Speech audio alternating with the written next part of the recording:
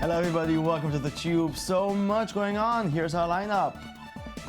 Victory for supporters of an open and free web is closer than ever. The first smartwatch ever raises $8 million on Kickstarter in one day. This awesome parking solution is the star of our startup report. Last decade's most beloved video game returns from the dead. And these stars prove they're human on our social watch. There's more, don't go. We know that we are totally obsessed about net neutrality, but hey, if you have a reason to celebrate in life, make the full out of it. So the Federal Communications Commission will vote this week on a net neutrality proposal that could shape the future of a free and open internet. Now it seems the Republican Party, who wanted to object the new regulations for net neutrality, won't have enough votes to oppose. Senate Republicans appear to have largely, abandoned efforts to fight the FCC vote, reclassifying broadband as a public utility-like service. Republican Senator John Thune, chairman of the Senate Commerce Committee, conceded that a bill changing the ruling has little chances of passing without backing from both major political parties. It appears President Obama will save the internet like he promised a few months ago. Now, the FCC is an independent agency. They came out with some preliminary rules that I think the netroots and a lot of folks in favor of net neutrality were concerned with. My appointee, Tom Wheeler, knows my position. I can't, now that he's there, I can't just call him up and tell him exactly what to do. But what I've been clear about, what the White House has been clear about is that we expect whatever final rules to emerge to make sure that we're not creating 2 or 3 or 4 tiers of internet. Yes, we are getting there. That's good news.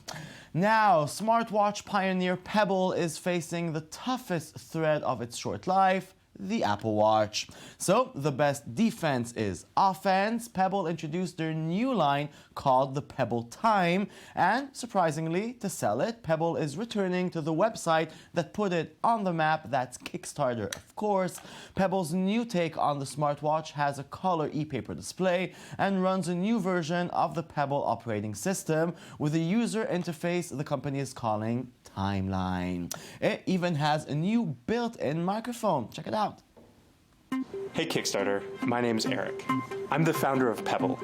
You may remember Pebble from our first campaign when a bunch of you supported our quest to build the world's first real smartwatch. Now there are over 1 million of you, our early backers, users, and developers in over 150 countries around the world. You've jump-started an entire industry and helped a small group of us build a watch that's widely regarded as the best overall.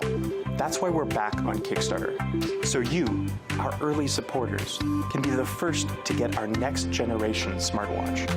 This is Pebble Time. Starting with a brand new color e-paper display, we worked hard to make Pebble Time a fantastic watch. It's also much thinner, with an ergonomic design that comfortably fits the curve of your wrist. The new Pebble Time already made more than $8 million on Kickstarter just for pre-ordering the watch, and that's a good sign for the small startup from Palo Alto on its way to battle the almighty Apple. Yes, okay, good luck with that. And now it's the Worldwide Weekly Startup Report with Shai Ringel. Shai Ringel. Good evening. Okay, let's start in Japan because we're going to talk about the first edible wearable. Wow. Yeah, we still don't know if it's real or not. We hope it is. It's a wearable banana. Oh, where are you supposed to wear it? You're supposed to take it with your hand because it's a banana. But the idea is that a lot of people who run marathons like to eat banana as soon as they finish. So Dole Bananas in Japan made an electronic banana. it's an edible banana that has an LED display on it, and you don't have to do anything. It will say what time is it and what time are you in the marathon and what is your heartbeat. Wait a minute. Is it a real banana? It's a real... With an LED on? Yeah. How do they do it?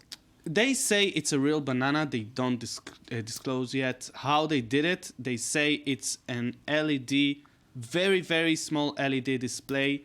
I think it's a couple of LED displays that makes the time. And they say that you don't have to do anything once you want to eat a banana. Once you finish the marathon, the banana will say on its surface, Eat me? Eat me now. Yeah. Oh, wow. Yeah. It will say, you just finished the marathon. Eat me. Yeah. Okay, Japan. That's very normal of you. Only 2 people will get a banana, so we're waiting to see if the banana is real and how edible it is. Let's go to other things that are probably not that edible. Microwave food. This invention comes from the USA. A guy called Mark Ruber used to be an NASA engineer. He's not an NASA engineer anymore, but he's trying to reinvent the microwave by putting a little camera inside the microwave to tell when your food is finished. We have a video. Watch a video. Yeah.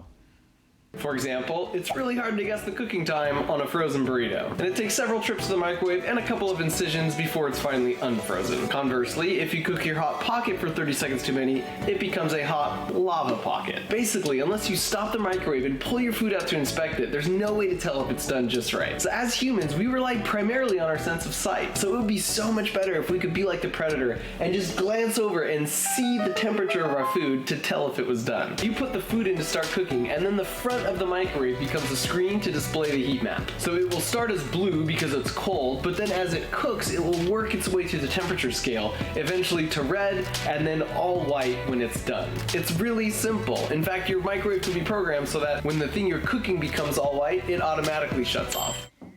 That's a good idea. Yeah, that's a really good idea, actually, because those cameras are really cheap nowadays. And you can put one inside the microwave and it will just tell you when your food is hot. And that is the main problem with microwaves, except the problem that it hits the food and it makes it unedible, you know, for a lot of people's taste.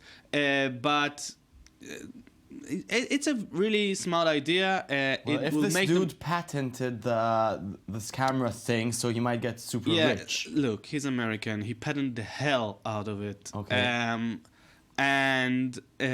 He has a really good idea, but the problem is microwaves are not that popular anymore. Really? Yeah. How do people warm up their food? I don't know. In the oven? A lot of people cook their food. Yeah, okay, but yesterday's food? I don't know. It's very. I don't have any yesterday's food because I eat everything. But microwave are not that popular, and maybe this guy can make microwave popular. We have to mention that the video that I'm assuming is 2015 kind of looks very old. Because it has a microwave in it. Once you have a microwave in it, you think you're in the 80s. That's a fact. Okay, let's stick to the facts then. Okay, let's move on. Yeah, let's go to Portugal. Let's. A very, very nice little startup called Neutrality wants to make. It wants to make. If you want to grow your own food, you will have an all. I don't know how to say that. Let's watch a video. Let's watch the video. The Neutrality grow bed is an efficient gardening system with self-regulating sub-irrigation. It's easy to assemble and low maintenance, and allows you to plant a wide variety of fruit, vegetables, and medicinal herbs anywhere. But how does the system work? Through the supply tube, you fill the water reservoir. Points of capillarity allow plants to obtain the water they need when they need it, while the ventilation area guarantees perfect oxygenation of the root zone, resulting in stronger, healthier, and more resilient plants. So it's like a smart urban gardening, though it's Yeah. not very techy. It's not very techy, it's very lo-fi, but it's a very smart gardening system because it uses very low-tech supplies in order for it to be self-sustained, which means that once you water it, you can forget about it for 3 weeks. And you can grow your own food. For an urban place, if you have an apartment and you have a place to put it, you don't even need a good place for sun for it. It will make almost everything. It can also gain rain water if you'll put it.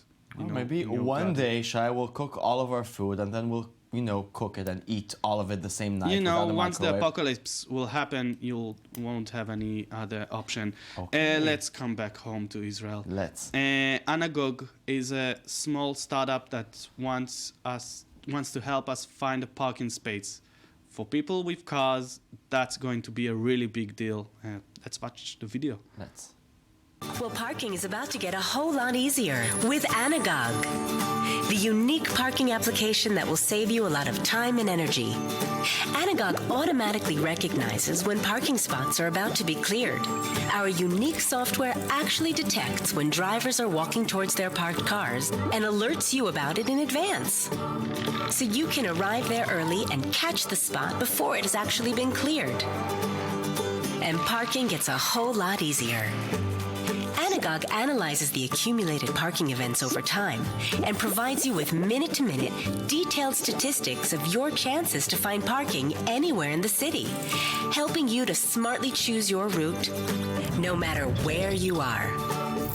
And as a developer... Okay. I'm not sure I got how it's gonna actually work. It's gonna work once everybody will have that app. That's the big problem with the idea because it can calculate your way back to the car once the app has that information. For them to have that information, they need you to install their app, which means that now, because nobody has Anagog, it's not going to do a lot of things, but if they'll be popular, they can become popular, which means they are It makes me think about ways that would have worked but kind of just been Google Maps without the social community. Yeah, exactly. So it might work and everybody might have it. It needs a strong base. Once some people will have it, once you'll find your parking space with that app, it could be amazing, and you will tell all your friends, look, our parking problems are over. Which might be a very good thing for a person's soul. Yeah. Okay, thank you very much, Shai. Thank you. Okay, let's move on.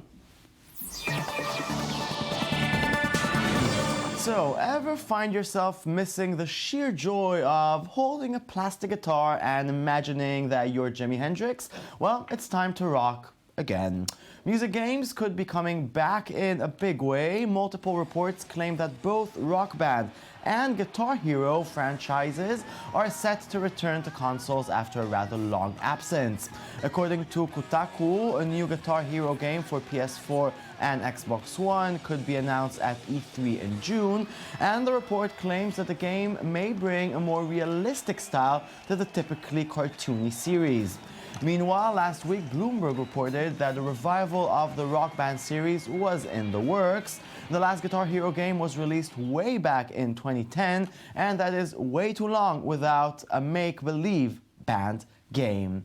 I used to spend hours imagining I have a rock band. Now, if you haven't watched the Oscars on Sunday, don't worry, we have you covered. Here is a short summary of the event, or its most important aspect, the breeding.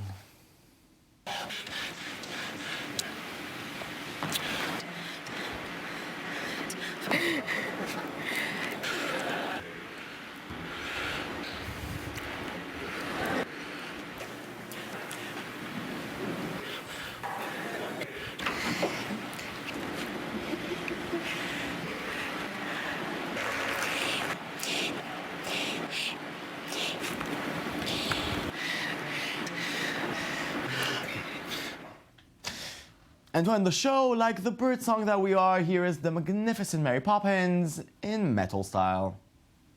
Yes! Supercalifragilisticexpialidocious, even though the counterfeited, they quite atrocious. If you say it loud enough, you'll always sound precocious. Supercalifragilisticexpialidocious.